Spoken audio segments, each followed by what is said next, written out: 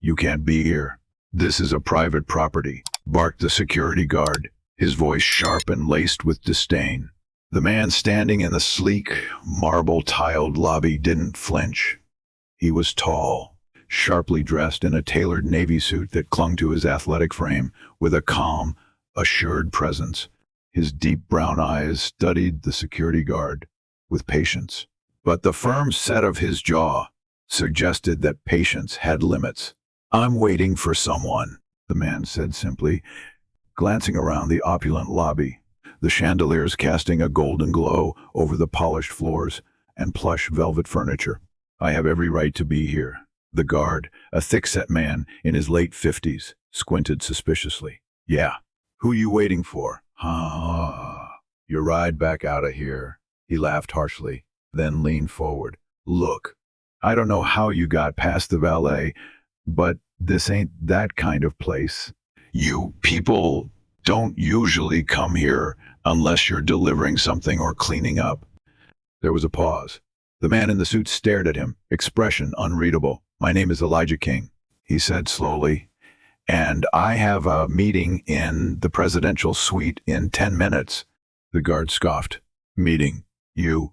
Don't make me laugh. Look, I'm not going to ask again. Either walk out on your own, or I call the cops." Elijah's lips tightened, but he nodded once. Calm, measured. He pulled out his phone and tapped the screen. "You're making a mistake," he said, still composed. The guard snatched the phone from his hand before Elijah could react. "Oh, no, you don't. I don't care who you're trying to call. You don't pull that attitude with me." At that moment, the elevator at the far end of the lobby pinged and opened. A man in an expensive charcoal suit stepped out, looking around. His eyes locked onto Elijah. "Elijah," he called, hurrying over. "We've been waiting for you. The board is upstairs." He stopped dead in his tracks when he saw the security guard standing between them, red-faced and breathing heavily. "Mr. Sullivan," Elijah said coolly, "we seem to have a misunderstanding here." Sullivan looked from Elijah to the guard, a dawning horror spreading across his features. The guard frowned. "You know him." Sullivan's voice was tight. "Yes, that man you just tried to kick out, that's Elijah King, the new majority shareholder of the Sterling Grand Hotel. As of this morning, your boss." The color drained from the guard's face. His jaw fell open. "What?" Elijah held out his hand. "I'd like my phone back now." The guard numbly handed it over, eyes wide, lips moving but no sound coming out. Sullivan turned to Elijah. "I am so sorry. This is completely unacceptable." Elijah raised a hand. "It's fine. For now, we have business upstairs." He glanced once more at the guard, whose knees looked like they might give out. "We'll talk later." And with that, Elijah turned and walked toward the elevator. But the story didn't start there. It began 3 months earlier, in a modest home in Atlanta, Georgia, when Elijah King sat across from his aging grandmother as she poured sweet tea into 2 tall glasses. "You ever been back to that hotel?" she asked, her voice soft. Elijah's eyes darkened. "No, not since everything." She nodded, her eyes sad. "It's a beautiful place. Your mama loved that hotel. Always said one day she'd own something like that." He looked away. "She never did, but maybe you could." That night, the thought refused to leave his mind. Elijah had built his name in real estate, buying, flipping, investing, but luxury hotels were a new world. He did the research. He dug into the Sterling Grand's financials, and what he found intrigued him. The hotel was struggling, profitable, but barely. The owners were in talks to sell a majority stake. It would take most of his savings and a massive risk. But something told him he had to do it. And so he did. The paperwork took weeks. Negotiations were fierce. But finally, it was done. Elijah King became the new face of the Sterling Grand. But he hadn't told anyone yet. Not even the staff. Not until the official meeting on the top floor. And that was why he walked into the lobby that morning in silence. No entourage, no announcement. Just himself, his name, and the future. The humiliation, the sting of those words from the security guard. It didn't surprise him. It angered him. Yes, but surprise, no. He'd faced that kind of prejudice his whole life. And this time, he was going to do something about it. Upstairs, the boardroom was silent as Elijah stepped inside. A dozen executives turned to look at him, eyes curious. Sullivan stood and gestured. Everyone, may I introduce you to Elijah King? He's the new owner of the Sterling Grand. A few jaws dropped. One woman's eyes widened with recognition. Wait, King Enterprises, Elijah. He nodded once. I thought you were just the investor. Someone muttered. No, Elijah said. I'm not just the investor. I'm the majority owner, and I intend to make some changes. He spent the next hour laying out his vision: diversity training, community outreach, new hiring practices, better service, smarter investments, a legacy his mother would have been proud of. When the meeting ended, Sullivan lingered behind. About what happened downstairs, Elijah held up a hand. I'll handle it personally. And he did. Later that afternoon, he called the security guard, whose name was Carl, into his office. The man looked terrified, sweat pooling at his brow. Elijah didn't yell. He didn't raise his voice. He simply told Carl exactly what he'd experienced, word for word. Carl stammered. I didn't know who you were. I thought. Elijah cut him off. You thought I didn't belong because of how I look. And if I were anyone else, that would have been the end of it. No one would have believed me. You would have walked away clean. I'm sorry, Carl whispered. I've worked here for 20 years. I've never. Yes, you have, Elijah said quietly. You just never got caught. Carl looked down. Please, I have grandkids. This job is everything. Elijah studied him for a long moment. Then he said, I'm not going to fire you. Not today. Carl blinked. You're not. No. But you are going to enroll in the mandatory diversity and bias training program I'm implementing. And you're going to write a full report on what you've learned when it's done. If I see even one more complaint from a guest or staff member about your conduct, you're gone. Understood? Carl nodded quickly. Yes, sir. Thank you. Thank you so much. Don't thank me, Elijah said. Thank the second chance I never got when I was your age. And just like that, Carl was dismissed. Word of what happened spread quickly through the hotel. Staff whispered in break rooms. Guests who'd witnessed the confrontation spoke of how the man in the suit had taken over the place in just hours. And Elijah, he walked the halls of the hotel that night alone, remembering every time he and his mother had been turned away. Remembering the first time he wore a suit like this and still got called boy. But now he owned it all. The hotel, the name, the future. And it was only the beginning. That night, as the city lights of Chicago blinked far below the presidential suite, Elijah stood at the massive window, hands in his pockets, watching his reflection faintly overlap the skyline. His phone buzzed beside him. A text from his assistant. Lila, the staff meeting is confirmed for 10 a.m. tomorrow. Everyone will be there. He typed a quick reply. Good. No exceptions. Then he glanced around the suite. A grand expanse of velvet chairs, crystal decanters, and gold accents, and remembered being 17, standing outside this same building in the rain, while his mother argued with a concierge who refused to believe she had a reservation. You people always try this trick, the man had said. Elijah hadn't understood it back then, but he did now. The next morning, the Sterling Grand's staff cafeteria buzzed with quiet chatter. Cooks in white aprons leaned on counters. Housekeepers in uniform clutched coffee cups. Front desk agents whispered, curious. At precisely 10 a.m., Elijah walked in. He didn't stand on a platform or behind a podium. He just walked to the center of the room, met the eyes of the people around him, and spoke. Good morning. My name is Elijah King. I am the new majority owner of the Sterling Grand Hotel. Some of you already know that. Some of you only know what happened yesterday. A ripple of recognition passed through the crowd. I'm not here to shame anyone, Elijah continued. But I am here to tell you that things will change. He scanned the room, pausing on familiar faces. Maria, head of housekeeping, Jerome, a bellhop who'd been there since the beginning, and, near the back, Carl, the security guard who had tried to throw him out, now standing stiff and pale, hands clasped nervously in front of him. When I walked into this hotel yesterday, Elijah said, I wasn't wearing a name tag. I wasn't being escorted. I didn't tell anyone who I was. I came in like any other guest, or so I thought. His voice sharpened. But one of your own judged me. Not on my character. Not on my conduct. Just on how I looked. There were murmurs now. Shifts. Guilt. Curiosity. I've experienced racism my entire life, Elijah said. Most of us have. But I'm in a position now where I don't have to accept it. And neither should any of you. He let that sink in. There will be new training. New hiring practices. A hotline for reporting discrimination, guest or staff, and every employee, no matter how long they've worked here, will be held to a new standard. If that scares you, it should. A long silence. Then a voice, Maria's, called out, We're with you, Mr. King. Another voice. Yes. About time someone cleaned this place up. Claps followed. A few cheers. Carl didn't speak. Elijah nodded once. Then, let's make this hotel something worth being proud of. He walked out without waiting for applause.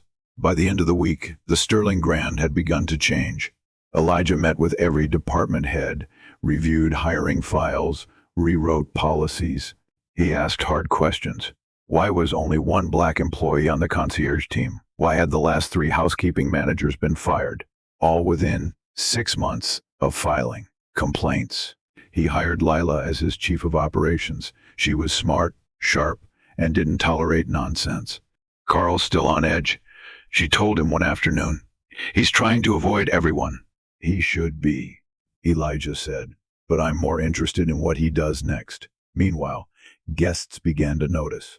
A couple from Atlanta stopped Elijah near the elevator. We heard what happened. We read it online, the woman said. It's incredible what you're doing. Just running a hotel, he replied with a small smile. But inside, he knew it was more than that. He wasn't just running a hotel. He was rewriting the story. It wasn't long before the press came knocking. A journalist from the Chicago Tribune asked for an interview. Elijah agreed, but on one condition: they had to interview staff too.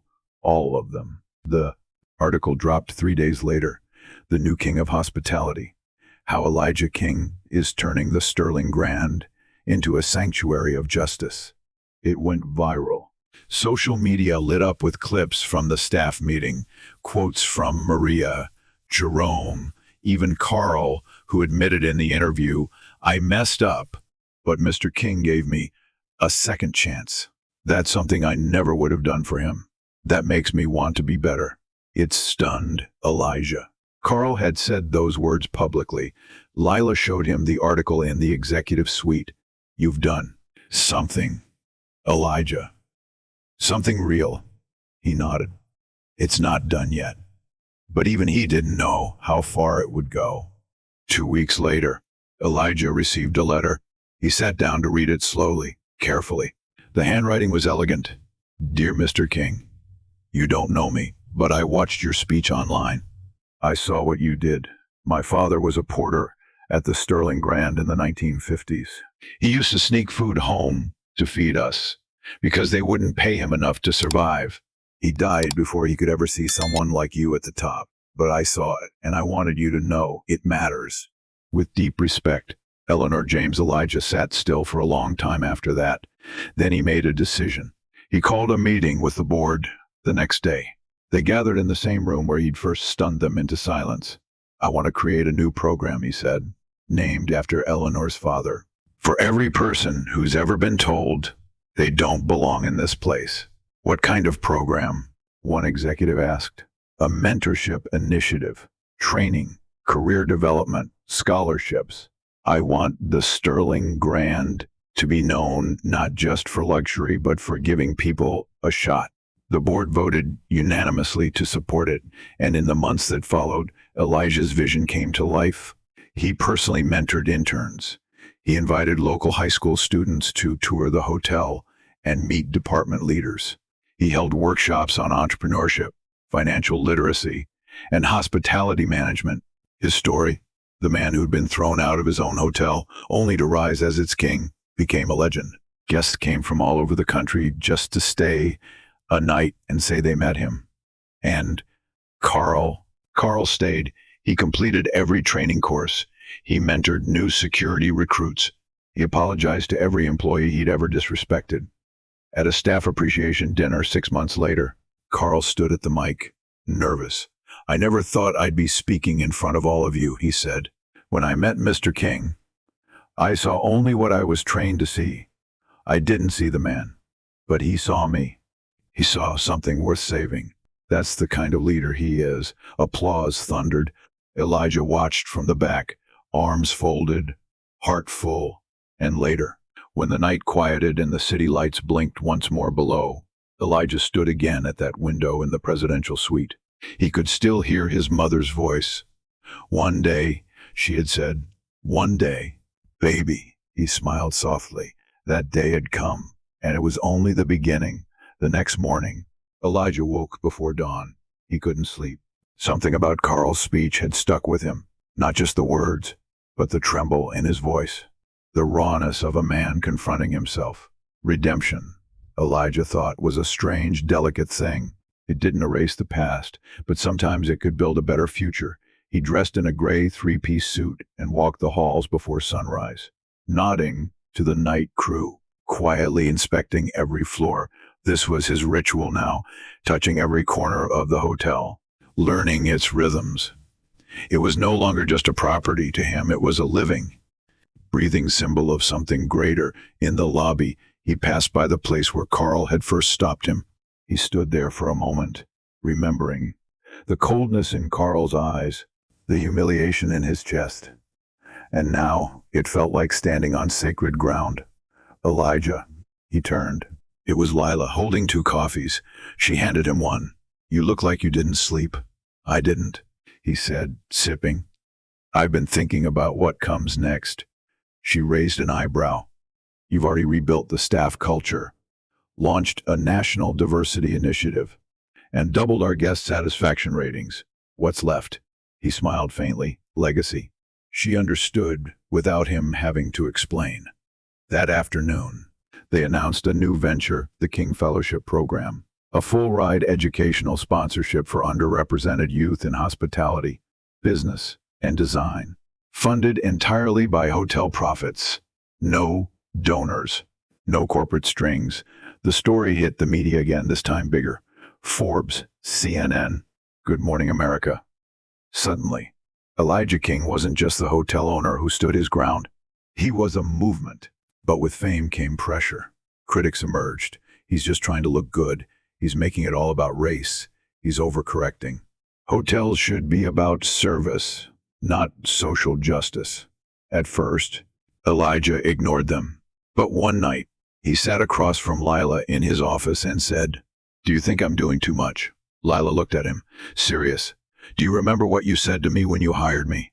He frowned. "I said a lot," you said. "If we don't push this place forward, it'll slide back into the same old shadows." She leaned forward. "You're not doing too much, Elijah. You're doing what should have been done a long time ago." He nodded slowly. I needed to hear that. Still, the pressure weighed on him. Then came the letter from the Sterling family, the hotel's founding dynasty, who'd sold him their majority shares but still owned a few symbolic percent. They wanted a meeting. The room was colder than usual. 3 men sat across from Elijah in dark suits, none of them smiling. Franklin Sterling, the eldest, leaned back in his chair and said, "Mr. King, we appreciate your passion." "We do. But the Sterling Grand has always represented timeless elegance. It's not political." Elijah folded his hands. "Equity isn't politics, it's principle." Another man, Everett Sterling, spoke next. "You've changed the culture here, that's clear, but some of our longtime guests are uncomfortable. They're used to things a certain way."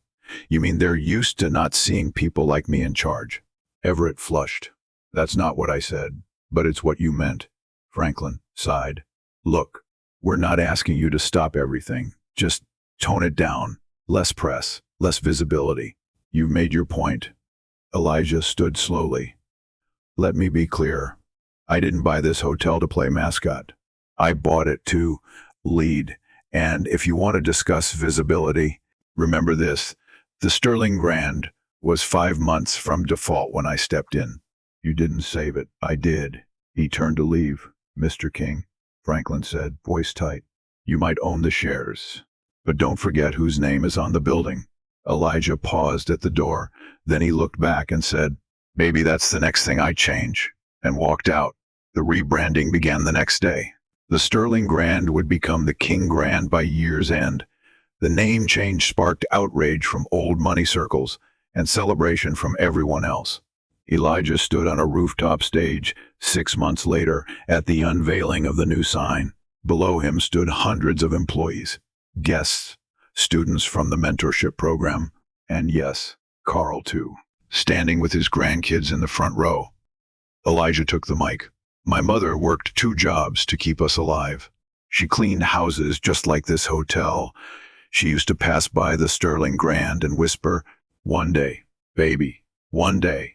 That day is now. He turned as the tarp fell from the building behind him, revealing golden letters across the top.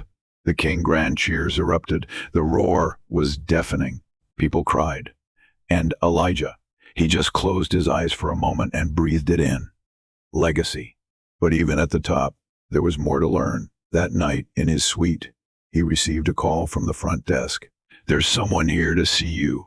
An elderly woman. Says her name is Eleanor James. Elijah's heart skipped. Send her up. She entered slowly, walking with a cane, eyes sharp and bright. Elijah King, she said, smiling. Eleanor James, he replied, crossing to hug her. I had to see it for myself, she said. Had to see the man who made my father's memory matter. I should thank you, he said. Your letter changed everything. They sat, sipping tea. He was a porter, you know, she said. They never called him by name. Just boy. That's all he ever was to them. Elijah swallowed hard. He's more than that now, she nodded. And so are you. Years passed. The King Grand became a gold standard in the industry. Carl retired after 30 years. Tears in his eyes as Elijah shook his hand and handed him a plaque. The mentorship program sent over 200 students to college. Lila was named coup of the entire King Hospitality Group, now expanded to 5 hotels nationwide. And Elijah. He still walked the halls at dawn, still paused in the lobby sometimes, looking at that old spot near the elevators where his story began. He never forgot. And every time a young black boy or girl stepped into the lobby, wide-eyed and awestruck, he knelt down, smiled, and said the same thing. This place belongs to you too, because it did, because he had made it so, because no one could ever throw him out again. Not now, not ever. 2 years had passed since the hotel became the King Grand. In that time, the hotel had transformed into something more than bricks and marble. It had become a symbol. It was featured in documentaries, covered in business school case studies, and praised by civil rights leaders. Elijah didn't care for the fame.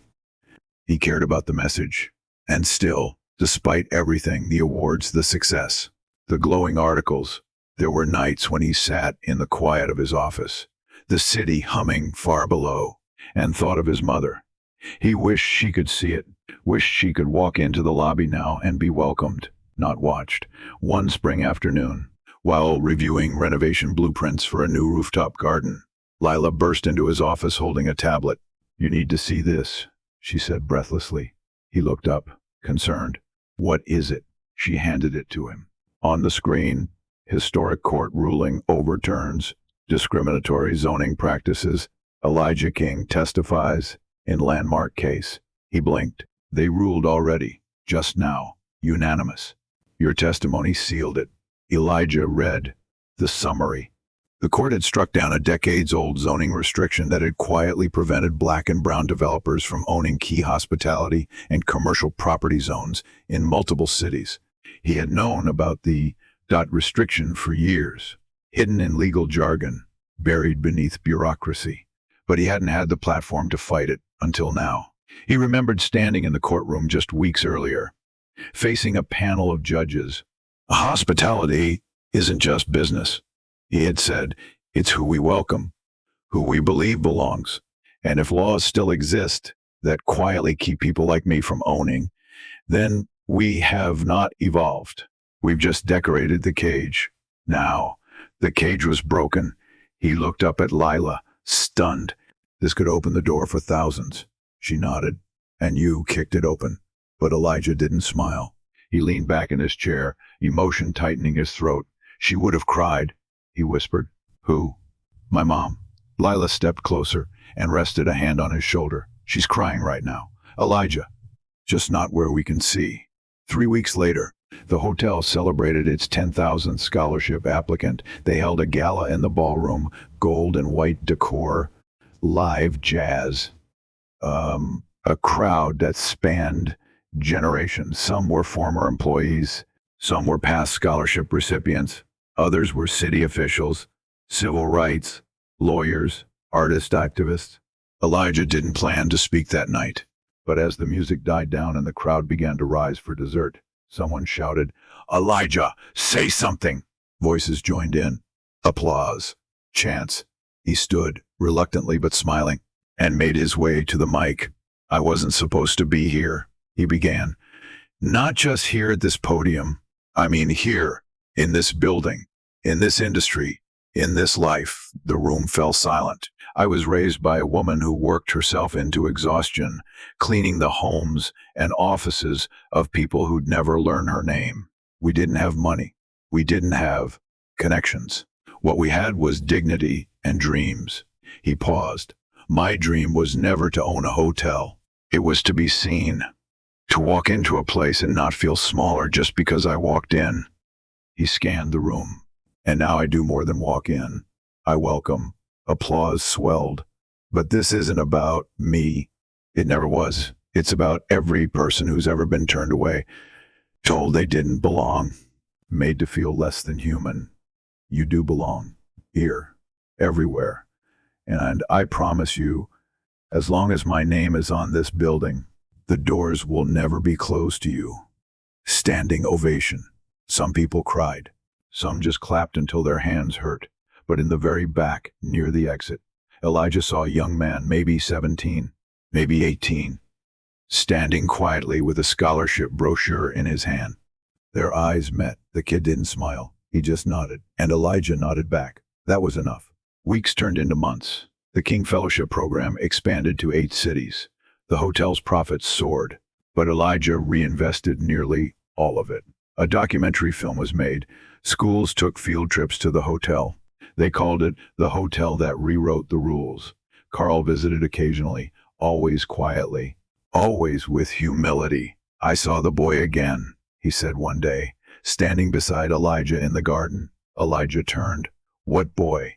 The one I used to be, Carl said softly. The one who thought he was better than someone else just because he wore the badge. I see him sometimes in the mirror, but I talk to him now. I tell him to sit down and listen. Elijah said nothing. He just placed a hand on Carl's shoulder. Forgiveness wasn't easy, but it was necessary. And then, one morning, a letter arrived. It was written on age stationery. The envelope was hand-addressed in faded ink. No return address. He opened it. Mr. King, I was the concierge who turned your mother away all those years ago. I was young, ignorant, full of the poison this world gives us if we don't know any better. I saw you on the news, and I cried, not just because of what you built, but because of how much I failed to see back then. Your mother was gracious. Even when I humiliated her, she held your hand and walked away without anger. I wish I could say the same. This letter isn't enough, but it's all I have. I hope you'll find some peace in knowing she raised a giant. Elijah closed the letter. He didn't cry, but he did sit in silence for a long time, holding it to his chest. And in that silence, he could almost hear her voice again. One day, baby, that fall, Elijah hosted the hotel's first Unity Summit, a gathering of leaders from every field, focused on dismantling discrimination in corporate America. On the first day, he took the stage in the same Navy suit he'd worn the day Carl tried to remove him. This suit, he said, used to be a shield. Now it's just cloth. He glanced out at the audience, CEOs, activists, artists, teachers, students. I used to think power came from being the exception, from proving them wrong. But real power, real legacy, comes from making sure others don't have to prove anything, just to exist. Thunderous applause.